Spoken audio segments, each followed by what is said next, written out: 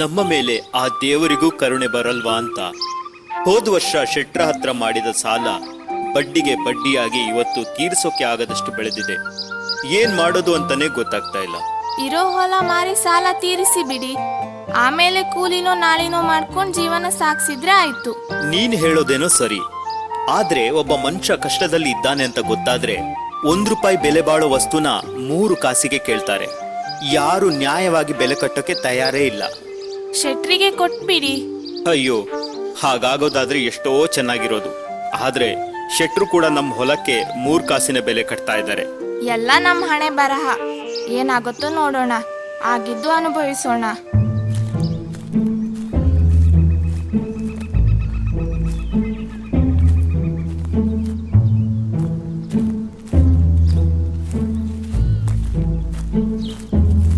ಓ ದೇವಪ್ಪ, ಯಾವ ಕಡೆ ಉಂಟ್ರಿ?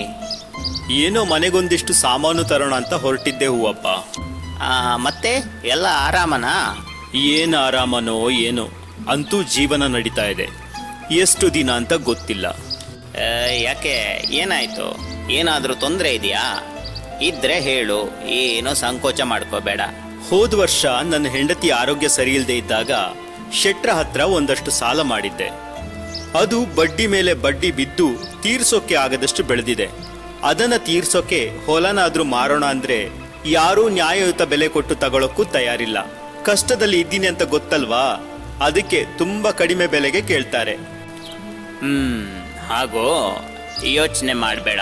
ನಿನ್ನ ಜಮೀನನ್ನ ಸರಿಯಾದ ಬೆಲೆಗೆ ನಾನು ತಗೋತೀನಿ.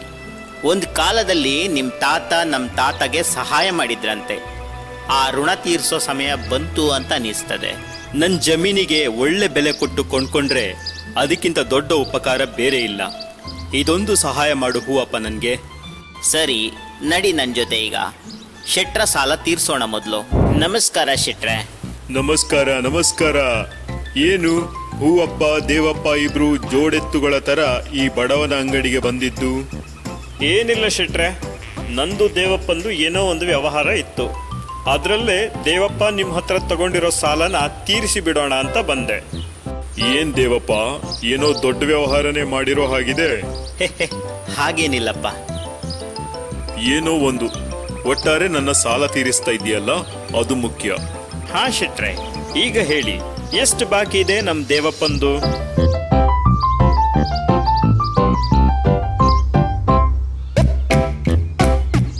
₹5,300 ಪೂವಣ್ಣ.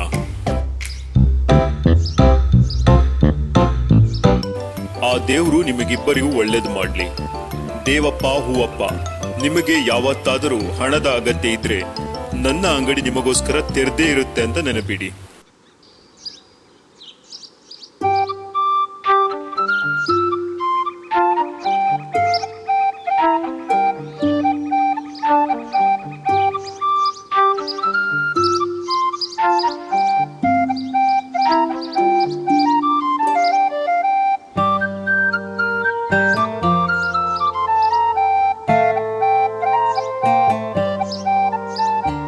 ದೇವಪ್ಪ, ಬಹಳ ದಿನ ಆಯ್ತು ಸಿಕ್ಕಿ. ಹೇಗಿದ್ದಿ? ನಾನು ಆರಾಮಾಗಿದ್ದೀನಿ. ನೀನ್ ಹೇಗಿದ್ದೀಯಾ? ನಾನು ಆರಾಮ್. ನಿನ್ ಹತ್ರ ಮಾತಾಡ್ಲಿಕ್ಕಂತಾನೆ ಬಂದೆ. ಅಯ್ಯೋ, ನೀನ್ ಕರೆದ್ರೆ ನಾನೇ ಬರ್ತಾ ಇದ್ದೆ. ಹೇ, ಹಾಗೇನಿಲ್ಲ. ನಾನು ನಿನ್ ಹತ್ರ ಜಮೀನ್ ತಕೊಂಡಿದ್ದೆ ಅಲ್ವಾ, ಅದು ಹಾಗೇನೇ ಇದೆ. ಅದಕ್ಕೆ ಅದಕ್ಕೆ ಅದಕ್ಕೆ ನಿನ್ ಹತ್ರ ಆ ಜಮೀನನ್ನ ವಾಪಸ್ ತಗೊಳಕ್ಕೆ ನನ್ನ ಹತ್ರ ಕೊಡಕ್ ದುಡ್ಡಿಲ್ಲ. ದಯವಿಟ್ಟು ತಪ್ಪು ತಿಳ್ಕೊಬೇಡ. ದೇವಪ್ಪ, ಆ ಜಮೀನನ್ನ ವಾಪಸ್ ತಗೋ ಅಂತ ಯಾರು ಹೇಳಿದ್ರೀಗ? ನಾನು ನಿನ್ನ ಹತ್ರ ಕೇಳೋಕೆ ಬಂದಿರೋದು, ನೀನೇ ಆ ಜಮೀನನ್ನ ನೋಡ್ಕೊ.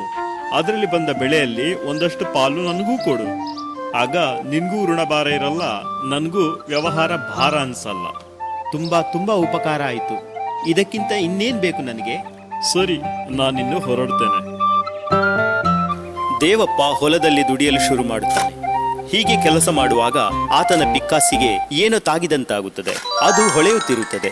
ಮತ್ತಷ್ಟು ಅಗೆದು ನೋಡಿದಾಗ ಅದು ಚಿನ್ನದ ನಾಣ್ಯಗಳನ್ನು ತುಂಬಿರುವ 2 ಕೊಡಪಾನಗಳಾಗಿರುತ್ತವೆ.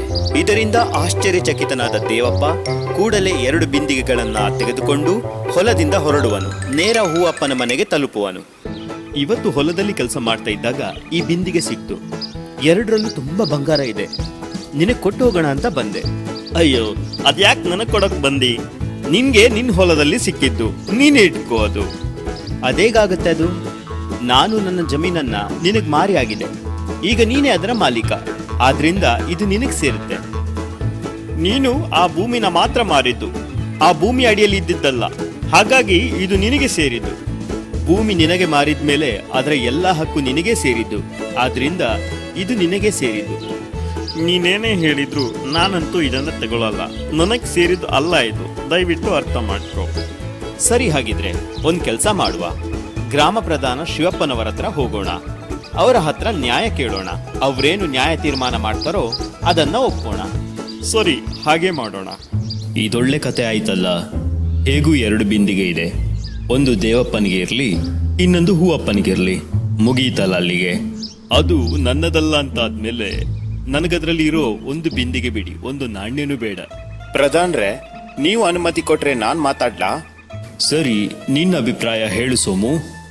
ಸದ್ಯಕ್ಕೆ 1 ತಿಂಗಳ ಕಾಲ ಒಂದು ಬಿಂದಿಗೆ ದೇವಪ್ಪನ ಹತ್ರನೂ ಇನ್ನೊಂದು ಹೂವಪ್ಪನ ಹತ್ರನೂ ಇರ್ಲಿ. 1 ತಿಂಗಳಾದ ಮೇಲೆ ನೀವು ನ್ಯಾಯ ತೀರ್ಮಾನ ಮಾಡಿ. ಏನಂತ್ರಿ ನೀವು? ಸರಿ, ಸೋಮು ಹೇಳಿದ ಹಾಗೇನೆ ಆಗ್ಲಿ. ನೀವಿಬ್ರು ಒಂದೊಂದು ತಂಬಿಗೆನ ತಕೊಂಡು ಹೋಗಿ 1 ತಿಂಗಳಾದ್ಮೇಲೆ ಬನ್ನಿ. ಆಮೇಲೆ ನನ್ನ ತೀರ್ಮಾನ ಹೇಳ್ತೀನಿ. ಒಪ್ಪಿಗೆನಾ? ನನಗೆ ಒಪ್ಪಿಗೆ ಇದೆ. ನನಗೂ ಒಪ್ಪಿಗೆ ಇದೆ.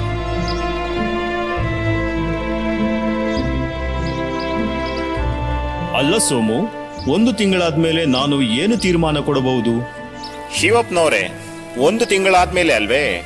ಅವ್ರಿನಿಲ್ಲಿ ಬರೋದೇ ಇಲ್ಲ ನೋಡಿ. ಅದೇಗ್ ಹೇಳ್ತೀಯಾ? ಸ್ವಲ್ಪ ತಾಳ್ಮೆಯಿಂದ ಇರಿ, ನಿಮಗೆ ಗೊತ್ತಾಗುತ್ತೆ. ನೋಡೋಣ ಏನಾಗುತ್ತೆ ಅಂತ.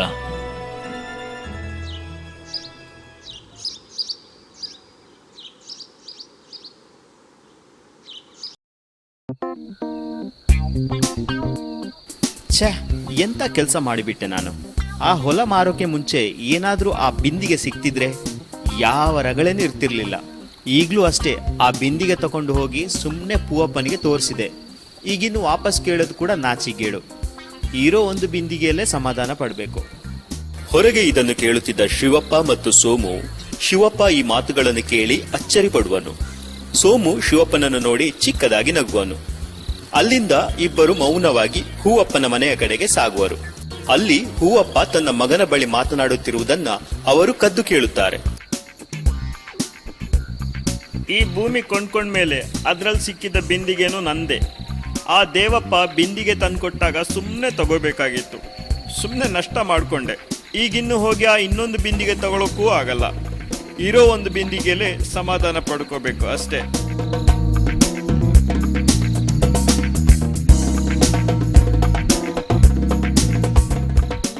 ಸೋಮು, ನೀನು ಹೇಳಿದ ಮಾತು ಎಷ್ಟು ನಿಜವಾಗಿದೆ.